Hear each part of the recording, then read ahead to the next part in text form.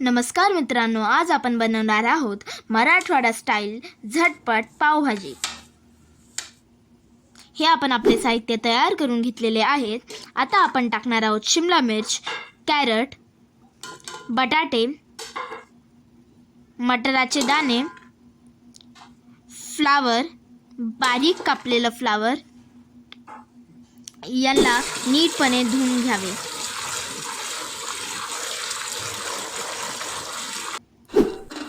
धुवून घेतल्यानंतर एका कुकरमध्ये याला नीटपणे उकडण्यासाठी 1 ग्लास पाणी टाकून 20 ते 25 मिनिटांपर्यंत ठेवून द्यावे।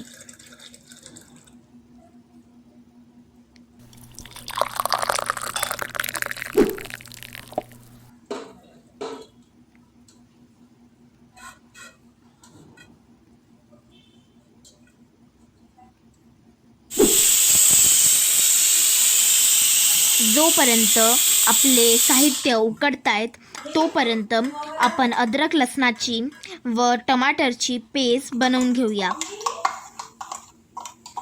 ही आपली अद्रक लसणाची पेस्ट तयार झालेली आहे आणि टमाटरची पेस्ट पण आता लवकरच तयार होईल। आपले साहित्य उकडून झालेले आहेत। चला बघूया कसे झालेत। आपले साहित्य नीटपणे उकडून झालेले आहेत। आता आपण त्यांना स्मॅश करूया। नीट आणि बारीकपणे स्मॅश करून झाल्यावरती एका कढईमध्ये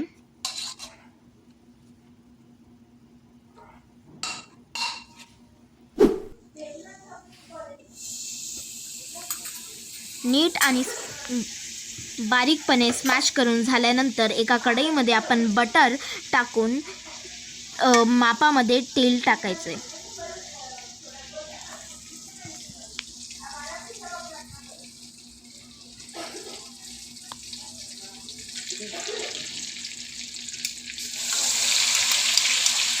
आपण तेल टाकल्यावरती बटर मेल्ट झाल्यावरती आपली अद्रक लसणाची पेस्ट त्याच्यामध्ये टाकून नीट मिक्स करून घ्यायचं आहे।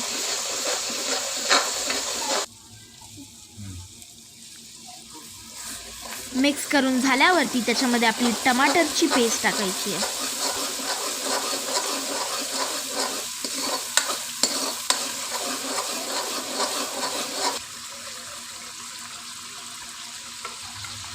त्याचसोबत कढईमध्ये पावभाजी मसाला, तिखट आणि हळद टाकायची आहे।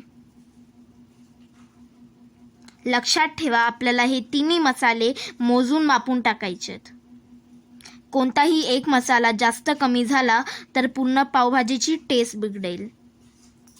आता आपण स्मॅश केलेले बटाटे आणि बाकी साहित्य या पावभाजीच्या पेस्टमध्ये टाकून घ्यायचे आणि ही आपली पावभाजी मराठवाडा स्टाईल पावभाजी तयार झालेली आहे।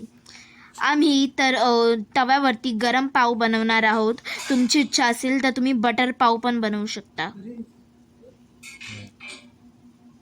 आणि ही झाली आहे आपली मराठवाडा स्टाईल पावभाजी एकदम खमखमीत तयार। तुम्हाला आमचे व्हिडिओज आवडले असतील तर लाईक, शेअर आणि